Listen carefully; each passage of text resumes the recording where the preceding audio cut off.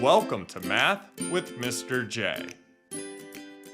In this video, I'm going to go through an introduction to working through elapsed time problems using number lines. Now remember, elapsed time is the amount of time that passes from the start of an event to the end. Basically, elapsed time is how much time something takes. Let's jump into number 1, where we have Jalen started working on his science homework at 5:10 p.m. He finished his science homework at 5:55 p.m. How long did it take Jalen to finish his science homework? Now, when it comes to elapsed time, we'll always have a start time and end time, and then the elapsed time. Depending on the situation, we may need to figure out the start time, end time, or elapsed time. For this example, we're given the start time, 5:10 p.m. We're also given the end time, so 5:55 p.m. We need to figure out the elapsed time, how long it took Jalen to finish his science homework. Let's use a number line to help us figure this out. We always put our start time on the left, so 5:10 here. And then the end time goes on the right, so 5:55. The space between the start and end is the elapsed time. This is what we need to figure out. Now, there are different strategies and ways to think through these. So I'll go through a couple of different ways for this example. Just remember, we're going to work from the start time to the end time to figure out the total elapsed time. The first way we'll do this is by counting up by 10 minutes until we reach our end time. So we're going to make 10-minute jumps. Now, can we make 1-minute jumps or 5-minute jumps? So counting up by 1 minute or 5 minutes? Sure, those will work. We can count up by whatever we would like. But the bigger the jumps, the less jumps we will need to make. And that makes things simpler. I chose 10 minutes here because 10 is easy to work with. We can easily count up by tens. So starting from the start time, we're going to make 10-minute jumps. So 10 minutes, that brings us to 5:20. Another 10 minutes brings us to 5:30. Plus another 10 minutes brings us to 5:40. Another 10 minutes brings us to 5:50.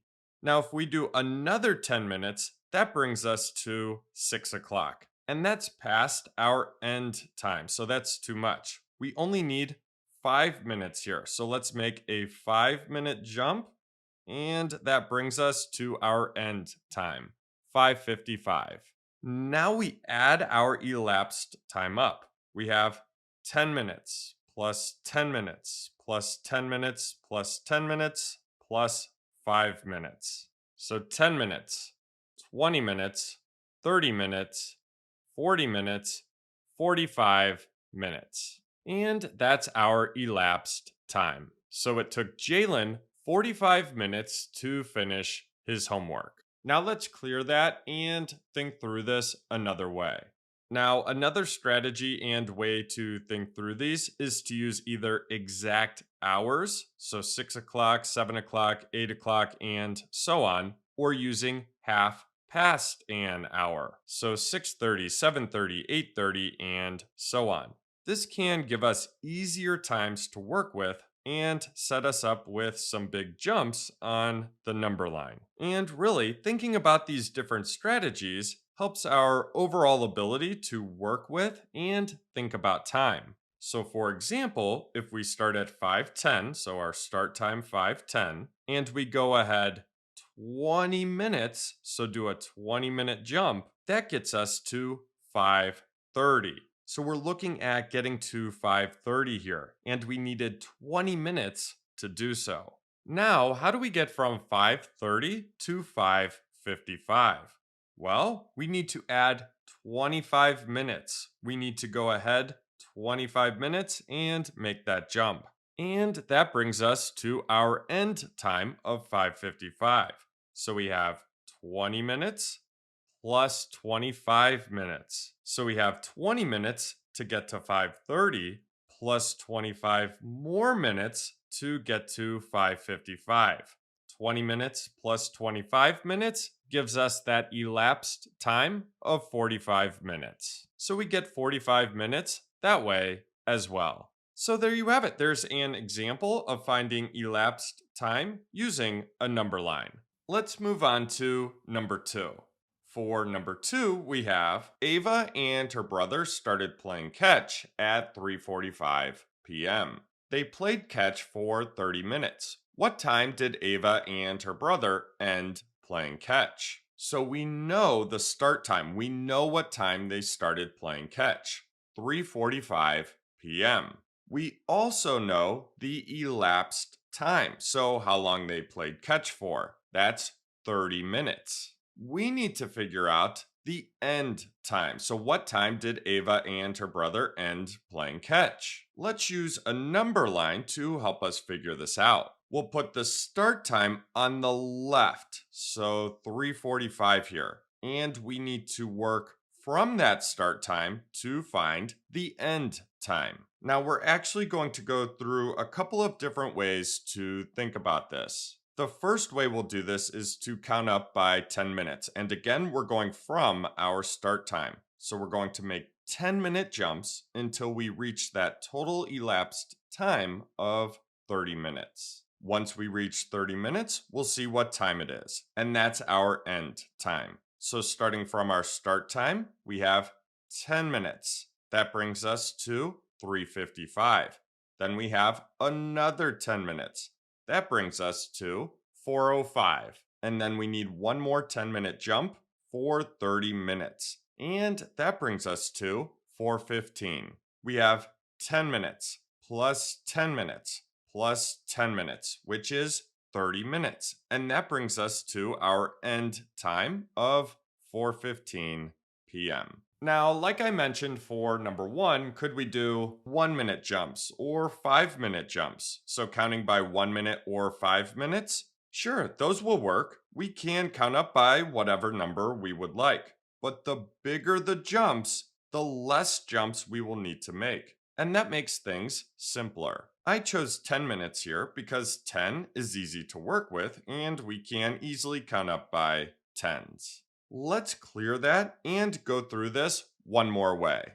Now for this next strategy, we're going to use the upcoming exact hour. And by exact hour, I mean 2 o'clock, 3 o'clock, 4 o'clock, and so on. Since we're starting at 3:45, the next exact hour is 4 o'clock. Remember, using exact hours can be helpful. They give us times that are easier to work with and set us up for some big jumps. So to go from 3:45 to 4 o'clock, we jump ahead 15 minutes. So we have a 15-minute jump.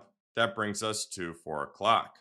Now, how many more minutes for that total of 30 minutes? Well, another 15 minutes. 15 minutes plus 15 minutes gives us 30 minutes. So we need another 15-minute jump for that total elapsed time of 30 minutes. That brings us to 4:15. So 15 minutes plus 15 minutes gives us that elapsed time of 30 minutes and brings us to the end time of 4:15 p.m. So there you have it. There's an elapsed time problem where we needed to figure out the end time.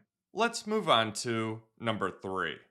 For number 3, we have Anne stopped riding her bike at 9:20 a.m. She was on her bike ride for 50 minutes. What time did Anne start her bike ride? So we know the end time. She stopped riding her bike at 9:20 a.m. And then we know the elapsed time, how long Anne rode her bike for. That's 50 minutes. We need to figure out the start time. So what time did Anne start her bike ride? Let's use a number line to help us figure this out. Now, since we know the end time, we need to start there. So we put the end time on the right side of the number line. And we're going to work backwards from that time to figure out the start time. Now, we're actually going to go through a couple of different ways to think through this. The first way we'll do this is to count backwards by 10 minutes. So we're going to make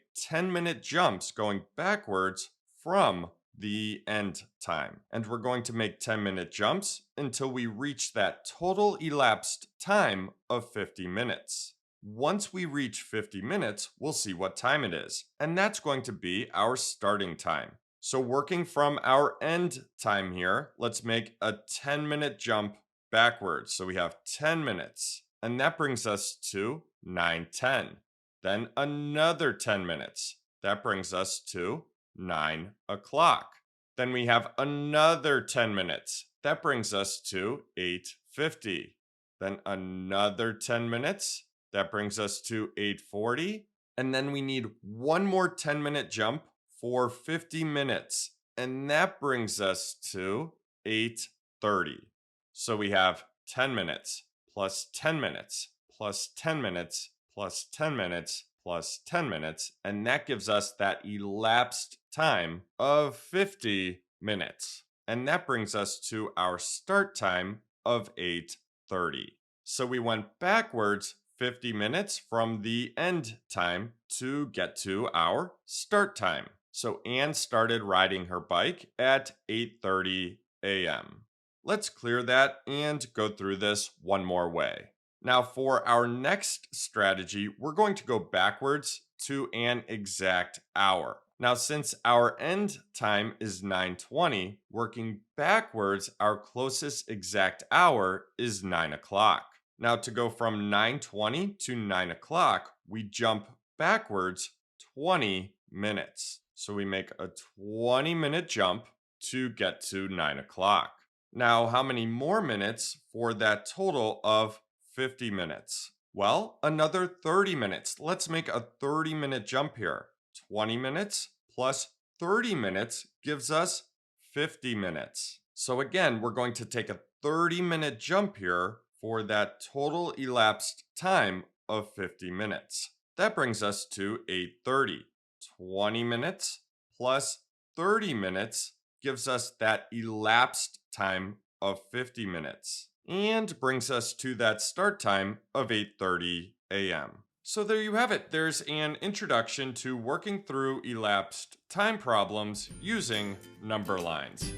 I hope that helped. Thanks so much for watching.